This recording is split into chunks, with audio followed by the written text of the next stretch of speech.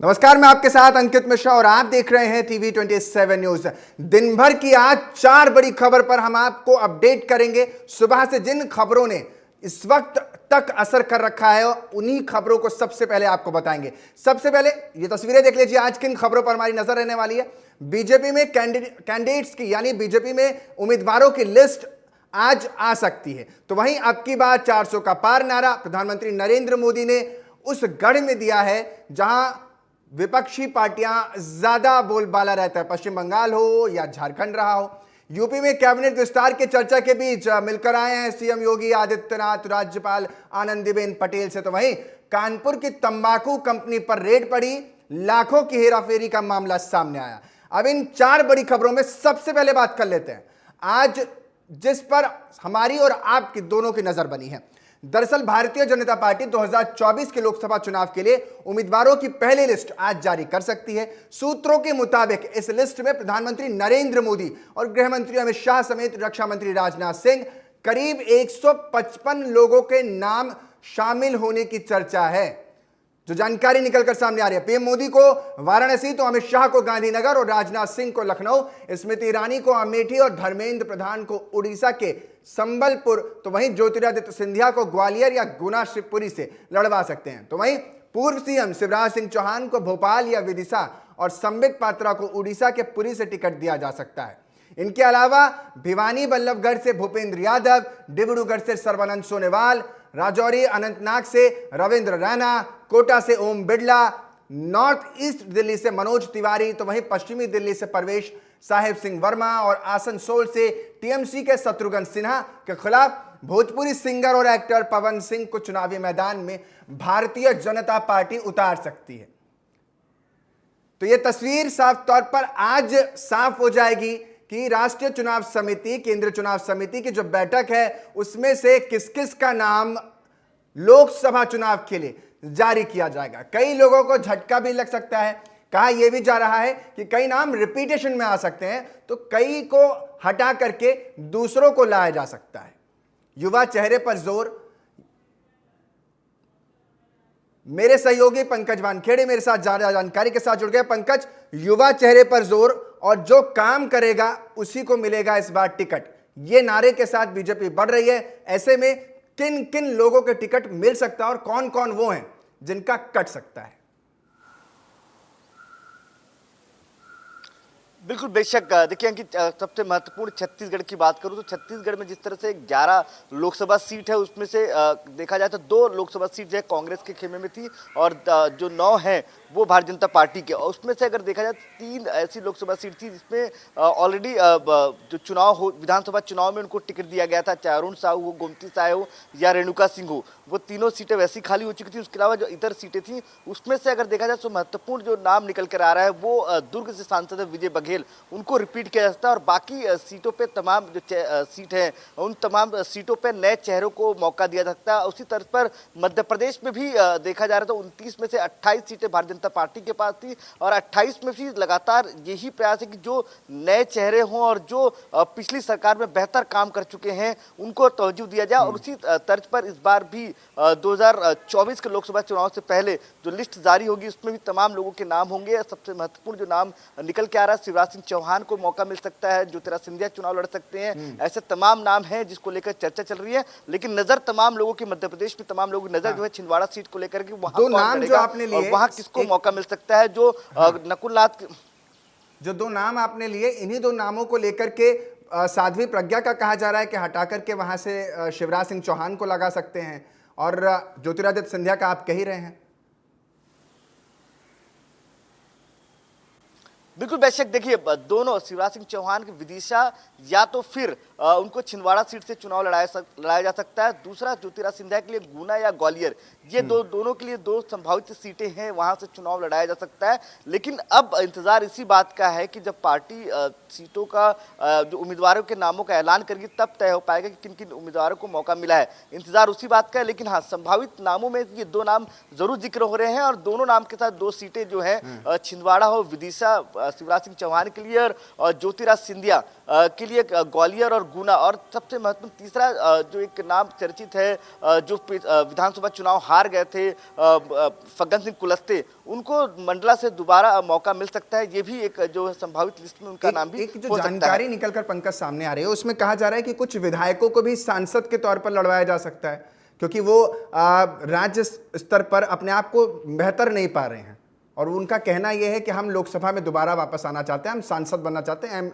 MP रहना चाहते हैं, ना कि विधायक।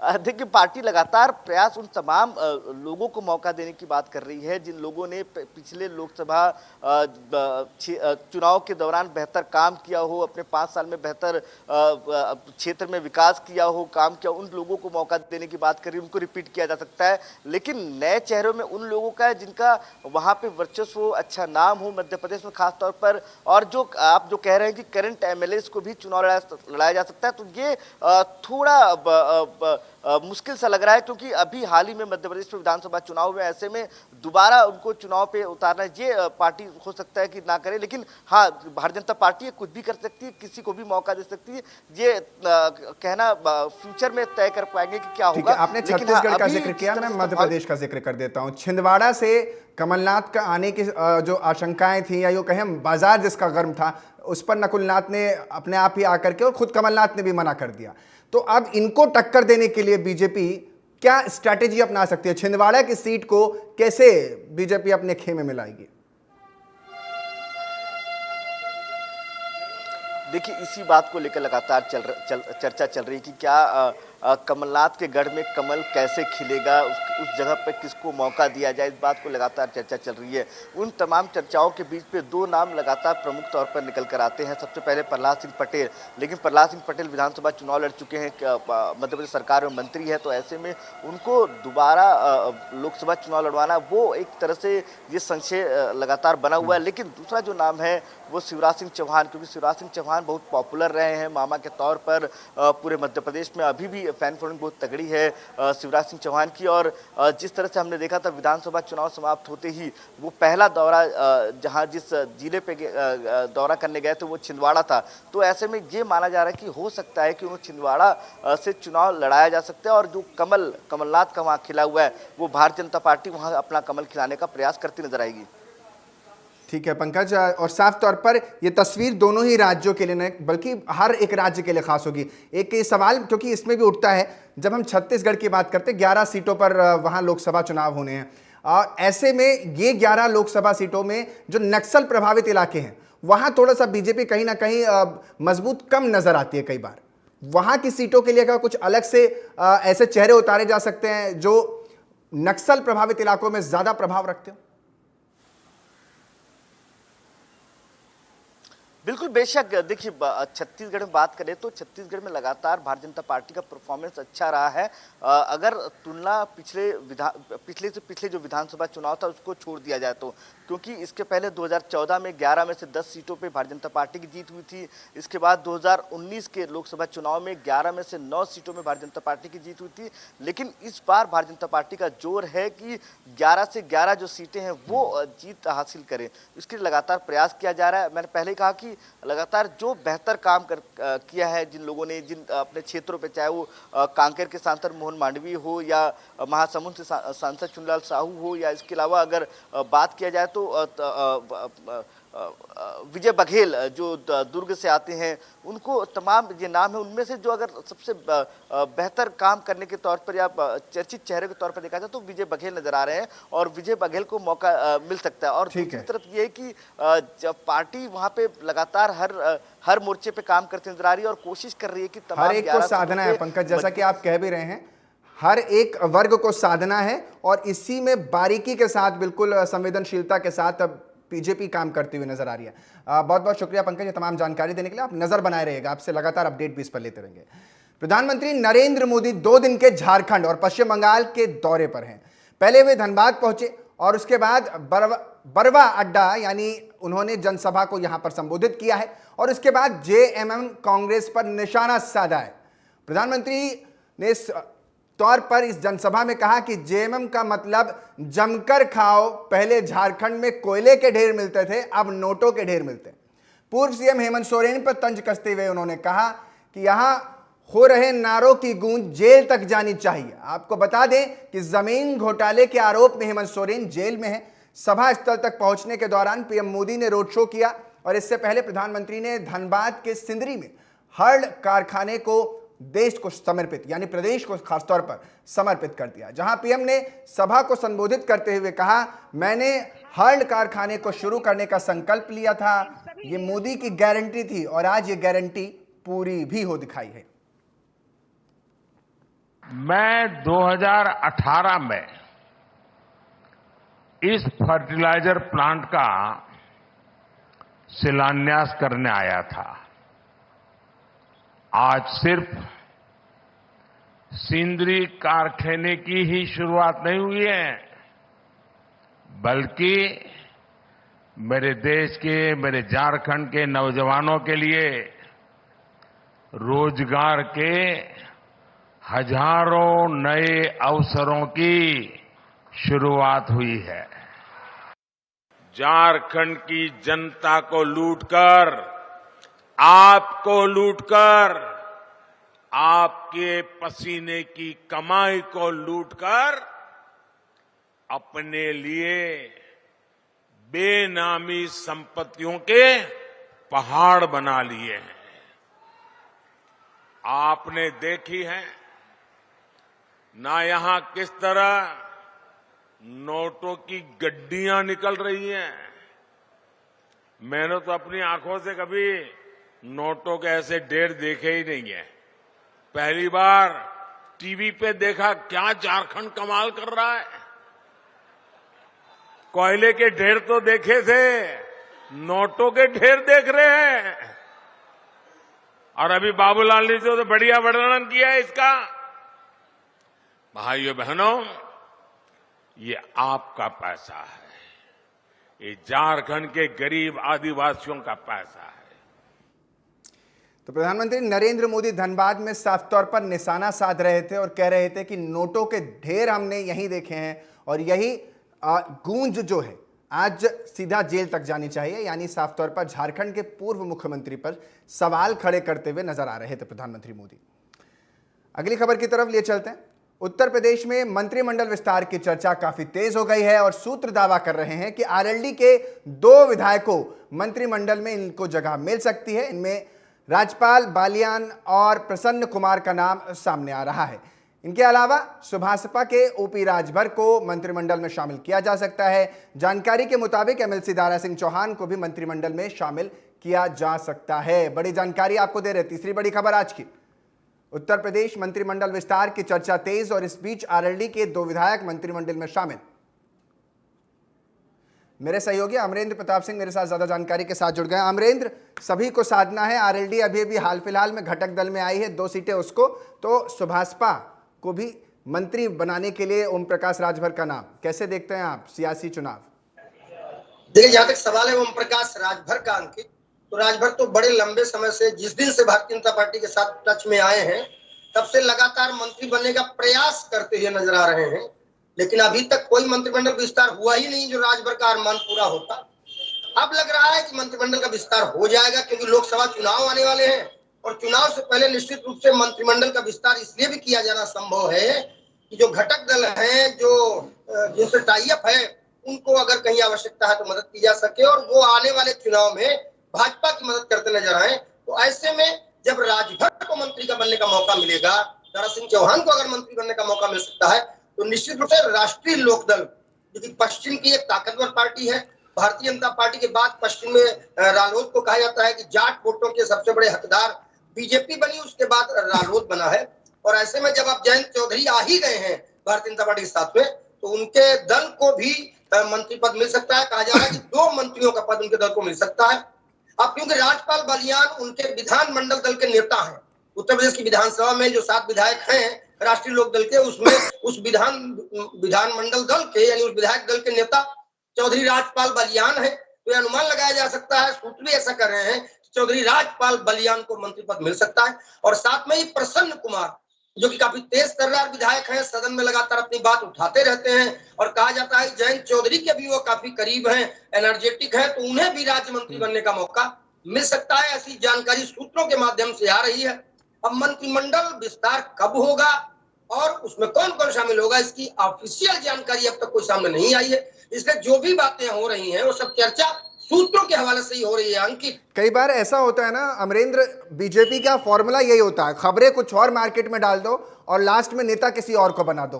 कहीं ऐसा ना हो जाए, जैसे ओपी राजभर का तो नाम कम से कम तय माना जा रहा है कि आरएलडी से भी कुछ होंगे, लेकिन जो इनके अलावा जो नाम मार्केट में इन दिनों या यूं कहें मीडिया में तैर रहे हैं, उन्हीं को साइड करके किसी और को बना दे।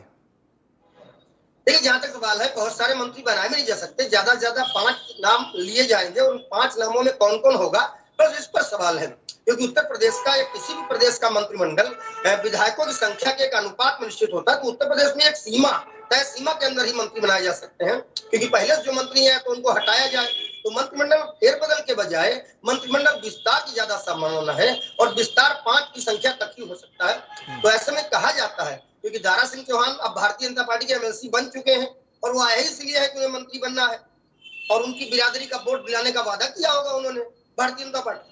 ओम प्रकाश राजभर पूरी पार्टी में राजभर जोड़े हुए हैं, सुहेल देव भारतीय समाज पार्टी, तो उनको अपने दल से खुद मंत्री बनना है और अगर उनके दल से लिया गया तो उन्हीं को लिया जाएगा। राष्ट्रीय लोकदल की बात करें तो 7 विधायक जरूर है उनके पास में, लेकिन 7 विधायक के साथ साथ राष्ट्रीय लोकदल जो है वो पश्चिम में जाटलैंड में भारतीय जनता पार्टी के भाजपा और अपना दल के बीच काफी बनती नहीं है और अनुप्रिया पटेल वैसे भी हैं, तो ऐसे में इन तीनों गठबंधन को, यानी तीनों जो घटक दल हैं, इनको संभालना और सहेज कर रखना बड़ा मुश्किल हो जाएगा। नहीं, फिलहाल तो भारतीय जनता पार्टी बखूबी इसको संभाल कर चल रही है। भाजपा अपने सहयोगी दलों में अपना दल को भी संभाले हैं, निषाद पार्टी को भी संभाले हैं। ओम प्रकाश राजभर वैसे कहा जाता है साधारण रूप से संभालने वाला व्यक्ति नहीं है, लेकिन भाजपा ने उन्हें भी खूब ठीक से संभाला हुआ है। इतने दिनों से लगातार वो मंत्री बनने का इंतजार कर रहे हैं और भाजपा उनको इंतजार ही करा रही है। तो ऐसे में अब उनकी पोजीशन ये हो गई है कि उन्होंने परसों कहा कि अगर राजभर समाज को अपना नेता नहीं मिला, अपना सिरमौर नहीं मिला, अपनी गद्दी नहीं मिली, तो वो होली नहीं मनाएंगे। तो पोजीशन जब यहाँ तक आ जाए तो समझ लो भाजपा ने संभाल ही रखा है। अंकित, बिल्कुल होली नहीं मनाएंगे, लेकिन इसमें नाम के बीच ना जो एक सबसे ज्यादा सस्पेंस क्रिएट होता है वो बीजेपी की आदत है कि बीजेपी नाम मार्केट में कोई और चलाती है और पीछे से किसी और को नेता बना देती है। अभी जो राज्यसभा के चुनाव हुए और उसमें भी राजा भैया ने भी सुना है कि वोट बीजेपी के खेमे में किए हैं, तो कुछ तो बात हुई होगी उनकी भी कि आप भी हमारे गठबंधन में आ जाइए और कोई अच्छा पद आप भी ले जाइए। देखिए बात जहां तक रघुराज प्रताप सिंह राजा भैया की है, तो जैसे की जानकारी हम लोगों को आई, उनके साथ बैठने वाले लोगों ने, उनके बारे में जानने वाले लोगों ने बताया कि रघुराज प्रताप सिंह राजा भैया का मानना है कि राम का विरोध करके कोई राजनीति नहीं हो सकती। अब क्योंकि भारतीय जनता पार्टी के द्वारा देश में जिनका प्रधानमंत्री के रूप में नेतृत्व किया जा रहा है, प्रधानमंत्री नरेंद्र मोदी रामलला के प्राण प्रतिष्ठा समारोह में सबसे आगे थे। उत्तर प्रदेश के मुख्यमंत्री योगी आदित्यनाथ भी लगातार अयोध्या जा रहे थे। एक आखिरी सवाल, यूं ही कोई बेवफा नहीं हो जाता, जो विधायक बेवफा हो गए समाजवादी पार्टी से, क्या उनका भी कोई चांस बनता है कि आगे चलकर के गठबंधन में कहीं जगह मिल जाए? अभी इस प्रकार की कोई बात मंत्रिमंडल विस्तार में नहीं है, लेकिन इतना जरूर है कि जो बेवफा हुए हैं उनका दर्द कोई और वजह से था। ओम प्रकाश सिंह ने एक बार ट्विटर पर लिखा था अखिलेश यादव के लिए कि अलग बात है मैंने कभी जताया नहीं, मगर तू ये न समझ तूने दिल दुखाया नहीं। तो जो आए हैं शायद उनका दिल दुखा हो। उनकी यही अमरेंद्र, बिल्कुल राजनीति में, सियासत में बड़ा दिलचस्प होता है कि गाने से लेकर के स्लोगन तक एक दूसरे पर बड़ी बारीकी से मारे जाते हैं और असर बड़ा लंबा होता है। बहुत बहुत शुक्रिया अमरेंद्र तमाम जानकारी देने के लिए। इनकम टैक्स विभाग की टीम कानपुर स्थित बंसीधर तंबाकू कंपनी के कई ठिकानों पर छापेमारी कर रही है। उत्तर प्रदेश सहित कुल 5 राज्यों में आयकर विभाग की यह टीम कार्रवाई लगातार कर रही है। भारी टैक्स चोरी का इनपुट मिलने के बाद टीमों ने लगातार इन ठिकानों पर पहुंचकर छापेमारी करना शुरू कर दिया और इनकम टैक्स के साथ साथ जीएसटी चोरी की भी जानकारी मिली है। यानी आयकर में तो घपला है ही, लेकिन जीएसटी भरने में भी किमियागिरी की गई है। नयागंज स्थित बंसीधर एयरपोर्ट और बंसीधर टोबैको का विदेशों तक कारोबार फैला हुआ है। आयकर विभाग की 15 से 20 टीमों के 100 से ज्यादा कर्मचारी व अधिकारी द्वारा दिल्ली, मुंबई, गुजरात सहित 20 ठिकानों पर छापेमारी चल रही है। 5 राज्यों के 20 ठिकानों पर लगातार ये छापेमारी भारी सुरक्षा पुलिस की मौजूदगी में कार्यवाही। तस्वीर कानपुर की दिखा रहे हैं। 16 करोड़ की कार बरामद हो गई। अरबों की हेराफेरी का मामला, देश विदेश में कंपनी का कारोबार और इन सब में टैक्स चोरी, जीएसटी में धांधली का आरोप।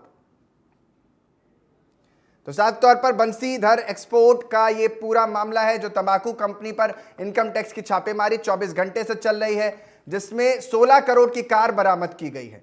सोचिए जरा, ये ठिकाना इस कदर इन ठिकानों पर चीजें रखी गई कि अधिकारी द्वारा मुंबई, दिल्ली, गुजरात सहित 20 ठिकानों पर यह बड़ी कार्रवाई इनकम टैक्स डिपार्टमेंट की चल रही है।